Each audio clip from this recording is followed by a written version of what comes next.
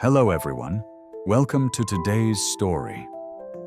Dawn rises slowly over the countryside, pale gold light catching on the wet leaves of the grapefruit orchard. The old banyan tree stands still, holding the silence of too many goodbyes. A district bus idles nearby, its door open like a question. Tuna stands at the edge of the road, clutching a faded student notebook to her chest. Her hair still smells faintly of the orchard rain, her eyes of unfinished chapters. She has packed courage into a small backpack, a calculator, pens, a thermos, and Henry's photo. Alex arrives on his motorbike, stopping at a careful distance, the kind of distance that means respect and maybe habit. He unzips the pack, revealing small, ordinary things that feel enormous now. And for courage, he adds softly. Tuna smiles faintly. I thought courage was already in here. It is, he replies. This just keeps it warm. Overhead, the conductor shouts, 5 minutes! The banyan leaves argue with the morning breeze. Somewhere beyond, a saw hums from Alex's factory, a steady rhythm that sounds like a promise kept too long. Tuna glances at him. If I go, does the orchard forgive me? Does Henry? Do you? There's nothing to forgive, he answers, eyes steady. There's only the future. The bus exhales. She lifts the strap over her shoulder. Their fingers graze, one heartbeat, one small eternity. She climbs aboard, turns once. He raises his hand. She mirrors him. The door closes with a soft thud, and the road begins to carry her away. Behind, Alex stands alone, the morning widening around him, the hum of saws, the cry of a chicken, the sound of something both ending and beginning. Don't forget to like and subscribe. The truth is just beginning to unfold. Yesterday had carried a strange kind of clarity. The orchard had smelled of wet earth and citrus, as if the rain had rinsed away every lie. An envelope had slipped from the passenger seat of Alex's Jeep, stamped with the crest of the National Agricultural Institute, an invitation for him to lecture, to leave. Tuna had seen it before he could hide it. So, you really plan to go? She asked. Not accusing, not soft, just honest. I wasn't hiding it, he said, guilt flickering. I didn't know how to tell you. You didn't need to, she replied, voice trembling. People like you belong up there. People like me. We stay here, under the rain. And as if the sky had been waiting for her words, the rain started. Fine silver lines stitching distance between them. He opened his umbrella. She stepped back. Don't. I'm fine, Alex. That space, small as a step, deep as a sea, was the first time they had truly been apart. That night, in 2 quiet rooms lit by separate lamps, they both stayed awake. Alex sat at his desk above the sleeping mill, the hum of machines replaced by his heartbeat. He looked at the lecture invitation once, then at the empty admission form on his right. Application for Agricultural Technical Program. He began to fill it. Name: Tuna. Sponsor: Nguyen Alexander. The ink dried like a decision. You gave up your dream for Henry, he whispered to the quiet. Now I'll help give it back. At the market the next morning, gossip rose like smoke. He'll bring her to the institute, someone said. Bold of a woman who couldn't finish high school, walking among professors. The crowd chuckled. Tuna kept her smile still, the way one holds porcelain. Before she could turn, Alex's voice cut through the noise, low, clear, protective. Enough. Mai turned, her words sharp but sweet. You're risking your career for her, Alex. What does she give you back? He looked at Tuna, the world blurred. Everything that matters. That evening, under the hum of a single bulb, Tuna found an envelope on her table, her application filled and stamped, her photo already attached. On the bottom, his handwriting. Tomorrow, 8 a.m. The bus stops by the banyan tree. Bring only what you need. I'll cover the rest. She read it until the words blurred, then pressed the form to her heart. Outside, thunder rumbled like a half-forgotten lullaby. Beside her, Henry turned in his sleep. Maybe this time, she whispered to the dark. I'll finish. The bus rolled through mist and countryside, its windows fogged with the laughter of strangers. Tuna sat near the back, the admission letter trembling slightly on her knees like a small bird that had decided to live again. At the gate of the institute, sunlight touched the sign. Knowledge grows where faith is planted. She whispered to herself, let mine grow here. Inside, chalk dust floated like ghosts of old dreams, desks in straight lines, fans that squeaked every fifth turn, every sound reminding her she did not belong, not yet. When her pencil shook, she slipped her hand into her pocket. Alex's folded note waited there, his handwriting leaning forward as if running toward her. When you doubt yourself, remember Henry's watching you become brave. Air returned. She began to write. Across town, Alex scrubbed sawdust from his boots, the mill quiet for once. The orchard manager texted, "Yield steady." He checked his phone too often until it buzzed. I finished the test. I didn't cry this time. He laughed softly, the sound unbuttoning the silence in his chest. You carried us this far, he replied. Let the school carry you a little. I'll hold the rest. Night draped the dorms. Power flickered, then died. Students groaned. Phones became small lanterns. Tuna sat by the window, textbooks open, a slide deck half-written. Why I chose agriculture. Tomorrow she would present. Her phone buzzed. Power cut at your side too? She smiled. Yes, maybe it's a sign to sleep. A pause. His reply came, or a sign to listen. Close the laptop, open the notebook. Tell the story only you can tell. She turned a page in her old student notebook, the one she once left unfinished. Beneath a faint ring of water stain, she wrote slowly, I came back because I want my son to see bravery with his own eyes. The sentence stared back at her, small, steady, alive. At the same hour, Alex sat in his office above the factory. The week's payroll teetered. A buyer demanded a discount. Fertilizer costs rose. The invitation to lecture sat untouched under a paperweight. He rubbed his eyes, then opened his banking app and transferred tuition, dorm, and book fees to the institute. The mill's margin tightened like a belt, but he clicked confirm. Moments later, his phone buzzed again.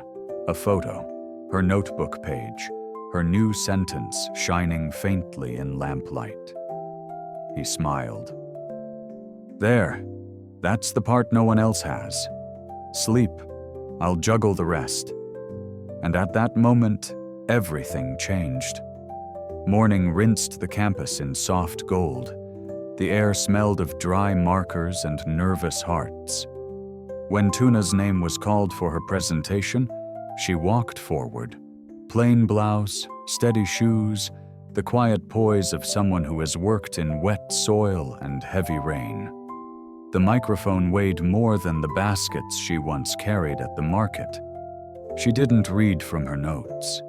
She simply looked up and began, I didn't return to prove I'm clever. I returned to prove that a dream can wait and still be alive. A hush fell. She continued, voice trembling but true. I stopped studying when my son was born. People said I was finished. But seeds do strange things under the soil. They look dead. They're not. The class listened, young faces softening, a teacher lowering her pen. Tuna spoke of storms, pruning, of learning to respect the rhythm of growth. After the storm, we carried water out by bowls. I know what rot smells like, but I also know what new leaf looks like the morning after.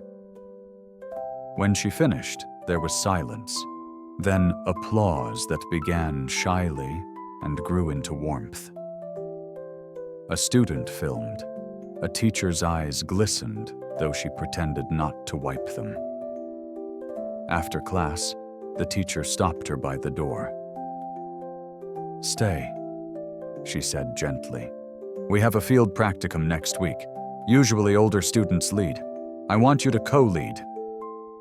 Tuna blinked. "Me?" "Not because you're older," the teacher smiled, "because you understand why." That evening, the village hummed again, gossip returning like flies to honey. Mai, at her stall, spoke louder than necessary. "Applause for a speech! How generous the Institute is to non-traditional students!" The stallkeeper only smiled, weighing peppercorns. Maybe generosity is the new niche. Near the pepper trees, Alex overheard but didn't step in. He had learned that sometimes the truest defense is quiet diligence. He texted the orchard foreman. Move pruning to sunrise, storm seasons early. Then checked payroll, secured delivery, adjusted orders. His mother called from the house, Henry's voice chiming through the phone. "Ma home." The words, small and wobbly, landed like a prayer. Alex laughed softly, eyes damp. That night he packed Henry's raincoat. "We'll wait by the banyan tomorrow," he whispered, "even if she doesn't come." At the Institute, Tuna's name appeared on the practicum list. Co-lead, Orchard Health Survey. A girl half her age grinned. "I'll bring the moisture meter," another said. The world had started to open. That evening, she video called home. The screen flickered. Henry's cheeks filled it. "Ma home," he repeated proudly. "Soon," she said, "after I study enough to make the soil kinder." Alex leaned into frame, smiling. "We're at the banyan," he said, camera tilting to show the crooked bus stop sign behind them. "I can't come tonight." "I know," he answered. "We're not waiting for you, Tuna. We're waiting with you." For a long moment, the three of them listened to the same sound. Wind moving through leaves, distance turning into something gentler. A week folded itself like a paper crane, quiet, deliberate, fragile. Tuna learned to read yellowing leaves as signs, not failures. To water when roots asked, not habit. To cure what was sick without poison. Her notebook thickened with sketches and tea stains. On practicum day, she led the group through rows of young trees. "Cut here," she said, "where the bark can heal. Don't chase the wound, guide it." When a student cut too deep, she steadied the branch. "Don't apologize. Thank the tree, then learn." Someone filmed. The clip traveled faster than rumor. By dusk, Alex sat on his porch, boots dusty, phone warm, payroll done, orders secured, the mill humming, the lecture invitation still in his drawer, not framed, not thrown away, just paused. His phone chimed. A video. Tuna under orchard light, calm as weather, saying, "Dreams don't expire, only calendars do." he laughed through a tightening throat. Henry toddled into his lap, clapping at a faint rainbow beyond the fence. Pa. Nah, happy, the boy declared, getting the order wrong, the meaning right. And for the first time, Alex allowed himself to believe. Maybe this was what peace looked like. Storms returned the next evening, fast, brief, drumming across the roofs like impatient applause. In the dormitory, the lights flickered, then went out. The hallway filled with laughter and small complaints. Phones became lanterns once more. Tuna sat at her desk, surrounded by open books and the faint smell of detergent. She gathered her things, the old notebook, a few sheets of notes, her courage, and walked to the corridor window. Outside, the rain loosened into mist. Beyond the campus, in a valley cupped by mango trees, 2 arcs of color shimmered faintly in the sky. A rainbow, and then, above it, a thinner one. A second dream. Her phone hummed. A voice message from Alex. His tone was quiet, almost reverent. When Henry asks what bravery looks like, he said, I'll show him this sky, and the way you keep walking under it. Tuna pressed her forehead to the cool glass. She smiled, not hiding it this time, and whispered her reply as she typed.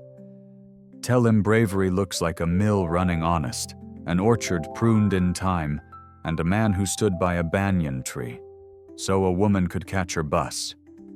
The message sent, and the night exhaled. She returned to her desk, opened her notebook to the last blank page. The ink moved softly across the paper, like rain learning how to stop. Second dream, already rewriting tomorrow.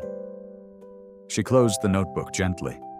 The sound was like a door, not shutting, but resting. Outside, the double rainbow lingered longer than rain should allow. Inside, light from someone's flashlight spilled under her door, thin and gold like morning arriving early.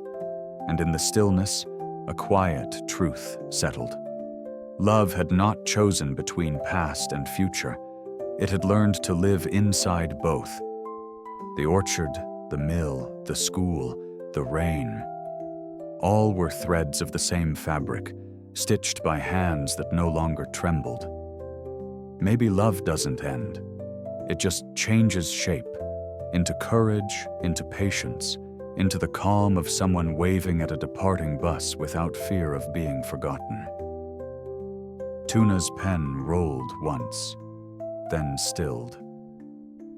In the room's half dark, her heart whispered the same word as the sky outside. Home. Bình minh dưới nè, Alex tiễn tử Na trở lại trường. Cô mang theo chiếc cặp nhỏ trong đó can đảm bút viết và hình ảnh của Henry. Từ quyết định thầm lặng của Alex, ước mơ dễ dàng được thắp sáng một lần nữa. Dựa những lời diệm và nỗi sợ Tử Na học cách đứng lên, tin vào những giá trị của mình và hạt mầm biết đợi khi cô giảng. Giấc mơ không tàn chỉ ngủ dưới đất, cơ hội trường lặng im. Cuối cùng cả hai vòng cầu vòng và họ hiểu dũng cảm không chỉ là ra đi mà còn là ở lại để giữ cho người mình thương có thể bước tiếp.